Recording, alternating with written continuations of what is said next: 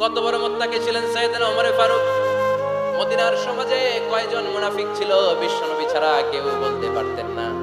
বিশ্বনবী কোন সাহাবীকে মুনাফিকদের লিস্ট দিয়ে যান নাই, একজন সাহাবী ছাড়া। দেখি কেউ বলতে পারেন কিনা ওই সাহাবীর নাম? হুযায়ফা ইবনুল ইয়ামান রাদিয়াল্লাহু তাআলা আনহু। ওনাকে বলা হতো সাহিবু সিররি রাসূলিল্লাহ, আল্লাহ রাসূল সাল্লাল্লাহু আলাইহি ওয়াসাল্লামের গোপন তথ্যের ধারক বাহক। সুবহানাল্লাহ পড়বেন না? বিশ্বনবী ইন্তেকালের আগে মদিনার সমাজে মোট কয়জন মুনাফিক আছে এই তথ্য আবু বকরকে বলেন নাই, ওমর রাদিয়াল্লাহু তাআলা আনহুকে বলেন নাই, উসমান রাদিয়াল্লাহু তাআলা আনহু, আলী রাদিয়াল্লাহু তাআলা আনহু, আশরাতুল মুবাশশিরিনা বিল জান্নাহ কোন সাহাবীকে বলেন নাই। শুধুমাত্র কেবলমাত্র একমাত্র হুযায়ফা ইবনুল ইয়ামান রাদিয়াল্লাহু তাআলা আনহুর কাছে মুনাফিকদের লিস্টে বিশ্বনবী দিয়ে গিয়েছে। সুবহানাল্লাহ পড়েন। মদিনায় কারা কারা মুনাফিক কেউ জানতো না হুযায়ফা ছাড়া। কে ছাড়া? নামটা আজকে মুখস্থ করেন, যাতে অন্য কোনো ওয়াজে কেউ জিজ্ঞেস করলে বলতে পারেন। মুনাফিকদের লিস্ট যে সাহাবীর কাছে বিশ্বনবী দিয়ে গিয়েছিলেন, সাহাবীর নাম কি? নাম? নামটা কেমন লাগে? ভালো লাগে? অনেকে আমারে জিজ্ঞেস করে, হুজুর আমার ছেলে হবে আগামী মাসে, একটা নাম দেন। নাম দিয়ে দিলাম হুযায়ফা। যাদের হবে ছেলে, এলাকায় যাদের নেক্সট কয়েক মাসে ছেলে হবে, খালি হুযায়ফা চলবে। কি চলবে? ভাল লাগে? নামটা ভাল লাগে? রাইখেন, অনেক সুন্দর নাম। উনি জানতেন মুনাফিক কারা। দেখেন ওমর ফারুকের তাকওয়ার লেভেলটা কত হাই। ওমর ফারুক একদিন হুযায়ফা রাদিয়াল্লাহু তাআলা আনহুর কাছে গেলেন, যে বললেন, হুযায়ফা, বিশ্বনবী ইন্তেকালের আগে মুনাফিকদের নামের লিস্টটা কারো কাছে দেয় নাই, আমার জানা নাই, সাইয়েদনা আবু বকরের জানা নাই, কোন সাহাবীর জানা নাই, তুমি ছাড়া। আমি তোমার কাছে জানতে চাই, আমি ওমরের নামটা ওই মুনাফিকদের খাতায় আছে কিনা আমার একটু বলো। আমার ওমরের নামটা ওই মুনাফিকদের লিস্টিতে একটু আছে কিনা নামটা একটু বলো। যদি থাকে আমি ভালো হয়ে যাব, আমি নেফাকি দূর করে পাক্কা মুমিন হতে চাই। আমার নাম যদি মুনাফিকের লিস্টে থাকে আমি তো শেষ। হুযায়ফা চোখের পানি ছেড়ে দিয়ে বলে, আমিরুল মুমিনিন, কেমন প্রশ্ন করলেন আপনি? আপনি বিশ্বনবীর শ্বশুর, এই উম্মতে আপনার পজিশন 3 নাম্বার। আপনারে মুনাফিকরা ভয় পায়, শয়তান আপনারে ভয় পায়। আপনি জান্নাতে সব বয়স্ক লোকদেরকে নিয়ে জান্নাতের মধ্যে আগে আগে ঢুকবেন, কেমন করে মুনাফিকদের কাতারে আপনার নাম থাকতে পারে? ওমর সুবহানাল্লাহ পড়েন। কি বিনয়ী, কি তাকওয়া। হুযায়ফাকে জিজ্ঞেস করতেন, হুযায়ফা একটু বলো না আমার নামটা মুনাফিকদের লিস্টে আছে কিনা। ওমর ফারুকের যদি এই টেনশন থাকে যে আমি মুনাফিক হয়ে গেলাম কিনা, আমাদের এই টেনশন থাকার দরকার আছে না নাই? হ্যাঁ, যেন সব সময় আল্লাহর কাছে দোয়া করতে হবে, আল্লাহ তুমি নেফাকি থেকে আমাদেরকে বাঁচাও। আরো জোরে পড়েন আমিন। আপনারা ওঠা বসা শুরু করলেন কেন? অনেক রাত হয়ে গেছে তাই? হ্যাঁ, শেষ করে দেই তাহলে না? যে অনেকের কষ্ট হচ্ছে মনে হচ্ছে। হ্যাঁ, এক নম্বরে যাচ্ছে এটা সব মুখস্থ দেখি। হ্যাঁ, 1 নাম্বার, 2 নাম্বার, 3 নাম্বার। 1 নাম্বার হইলো পেশাবখানা, 2 নাম্বার পায়খানা, 3 নাম্বার নাকি এইটা?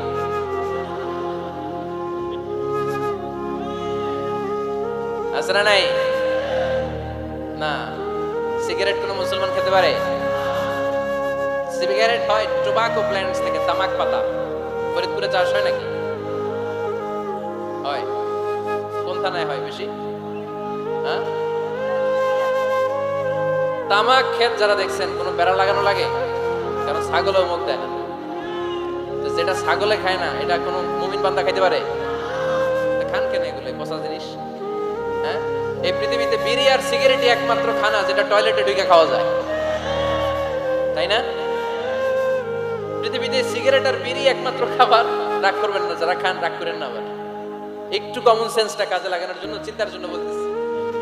এটাই পৃথিবীর একমাত্র খাবার যেই খাবারের গায়ে এই খাবারের বদনাম লেখা থাকে। স্মোকিং কজেস ক্যান্সার, ধূমপান কর্কট রোগের কারণ, ধূমপান স্বাস্থ্যের পক্ষে ক্ষতিকারক লেখা থাকে না? আচ্ছা ধরেন ফরিদপুরের একটা কোম্পানি নতুন চানাচুর বের করছে, ওই চানাচুরের গায়ে লেখা, এই চানাচুর খাওয়ার 1 ঘন্টার মধ্যে বমি শুরু হবে আর ডায়রিয়া হবে। খাবেন? কি কইবেন? তুই খা। দোকানদারে কি কইবেন?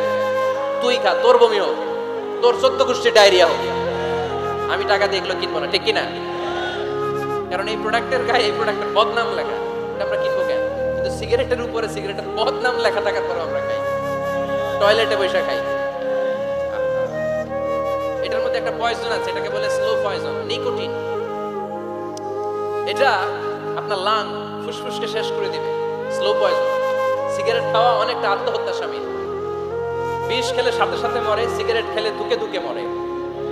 আর সিগারেট থেকে হিরোইন, গাঁজা, ফেন্সিডিল, ইয়াবা, ম্যারিজুয়ানার পথে মানুষ পথ বাড়ায়, পা বাড়ায়, তাই না? এগুলো খাবেন না।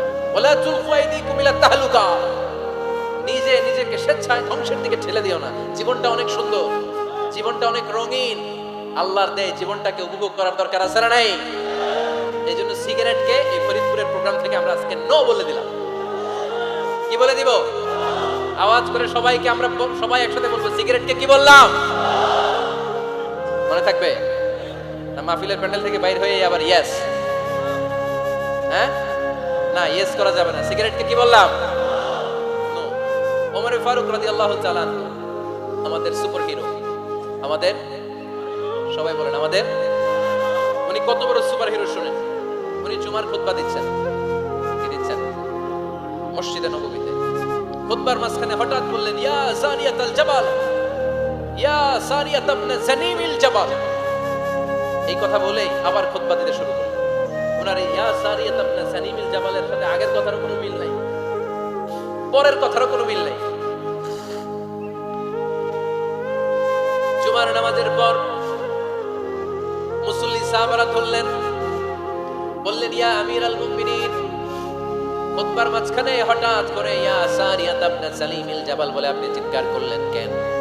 আপনার এই বাক্যের সাথে আপনার খুতবার আগের বাক্যের কোনো মিল নাই, আপনার খুতবার পরের বাক্যের কোনো মিল নাই। এই কথা আপনি কারে বললেন? কারে উদ্দেশ্য করে বললেন? এই কথার তাৎপর্য কি আমাদেরকে বুঝিয়ে বলেন। ওমর ফারুক বললেন, আমি যখন খুতবা দিচ্ছি আমি দেখতে পেলাম ওই যে কয়েক মাস আগে আমি আমার মুসলিম সেনাবাহিনী পারস্যে আক্রমণের জন্য পাঠিয়েছি, বর্তমান ইরানের ওই বিশাল এলাকাতে পারস্যে আমি আমার ব্যাটালিয়ন পাঠিয়েছি। আমি হঠাৎ করে দেখতে পেলাম আমার মুসলিম বাহিনীর সেনাপতি যুদ্ধের এক পর্যায়ে তার ডানে আছে উপত্যকা, বায়ে আছে পাহাড়। সে পাহাড়ি রাস্তা ছেড়ে দিয়ে উপত্যকার দিকে যেতে শুরু করেছে। আমি দেখতে পেলাম আমার মুসলিম বাহিনী যদি উপত্যকার দিকে ছুটে বেড়ায়, কাফির মুশরিকরা আমার মুসলিম বাহিনীকে কচুকাটা করে ফেলবে। তাই আমি এখান থেকে তাদেরকে কমান্ড দিয়ে বলেছি, ইয়া সারিয়াতাল জাবাল, উপত্যকার দিকে নয় পাহাড়ের দিকে যাও, তাহলেই তোমাদের বিজয় নিশ্চিত হয়ে যাবে। উপত্যকার দিকে যেও না, ইলাল জাবাল, ইলা সারিয়াতিল জাবাল, পাহাড়ের দিকে চলো। সাহাবারা অবাক, ঘটনা কি? উনি বসে আছেন মদিনায় মসজিদে নববীর মিম্বারে দাঁড়িয়ে। উনি যদি ইয়া সারিয়াতাল জাবাল বলে, এটা কি ইরানে যাবে নাকি? ও মিয়া, তখনকার সময়ে বর্তমানের মতো মোবাইল ছিল নাকি? ইন্টারনেট ছিল নাকি?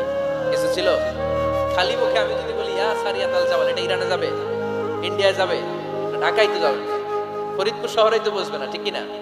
কিন্তু এটা আমিরুল মুমিনিন, বিশ্বাসী সাহাবারা বিশ্বাস করে নিল। কিছু মুনাফিক ছিল, এরা কবে না ঝামেলাস, এটা তো সম্ভব না। এক কাজ করি, এই সেনাপতি যখন বিজয়ী বেশে মদিনায় ফিরে আসবে আর আমরা ধরবো।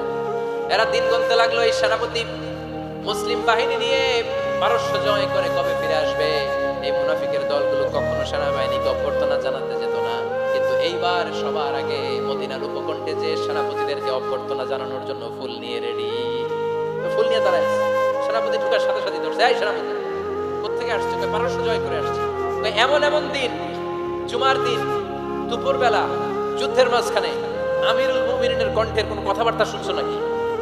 সেনাপতি অবাক, ভাই তোমরা জানলা কেমনে? শুনছি তো। সুবহানাল্লাহ পড়বেন না? আমরা যুদ্ধে একটা ভয়ঙ্কর অবস্থার মধ্যে ছিলাম। পেছন থেকে শত্রু আমাদেরকে আক্রমণ করতে শুরু করে দিল। ডানে যাবো না বায়ে যাব, সামনে যাব নাকি পেছনে যাব, রাস্তা খুঁজে পাচ্ছি না। ডান দিকে ছিল আমাদের উপত্যকার রাস্তা, বাঁ দিকে ছিল পাহাড়ি পথ। আমরা সোজা পথ হবে মনে করে উপত্যকার দিকে ছুটতে আরম্ভ করলাম। হঠাৎ করে আমিরুল মুমিনিনের কণ্ঠ বজ্র কণ্ঠে আমার কানের মধ্যে ভেসে আসলো। আমার মনে হলো আমিরুল মুমিনিন কেমন যেন আমাকে কমান্ড দিচ্ছেন আর বলছেন, ইয়া সারিয়াতাল জাবাল, ডান দিকে উপত্যকার পথে নয়, তাড়াতাড়ি পাহাড়ের দিকে সৈন্যবাহিনী নিয়ে উঠে যাও। পাহাড়ের দিকে, ডানে না। This is wrong track and this is the right track. ওই দিন যদি উমরে ফারুকের ওই গাইডলাইন, আমিরুল মুমিনিনের কমান্ড যদি আমি না শুনতাম, আজকে বিজয়ের বেশে ফিরতেও পারতাম না, আমাদের চেহারাও তোমরা দেখতে পেত না। উমরে ফারুকের ওই কমান্ড, ওই গাইডলাইন অদৃশ্য থেকে শোনার কারণে এই পারস্যের মধ্যে আমাদেরকে সেই যুদ্ধে বিজয় দান করেছে কে? This is Umar e Farooq, this is Umar e Farooq. বিশ্বনবী বলতেন, আমার মা লাকিয়াকা শাইতানু সালিকান ফাজ্জান ইল্লা সালাকা ফাজ্জান গায়রা ফাজ্জি উমর। শয়তান ইবলিস যদি তোমারে কোনো রাস্তা দিয়ে হাঁটতে দেখে, শয়তান ওই রাস্তা রেখে দিয়ে অন্য রাস্তা দিয়ে হাঁটে। সুবহানাল্লাহ। বাড়িতে যাই বলে কে বলতেছে? বিশ্বনবী। কার ব্যাপারে?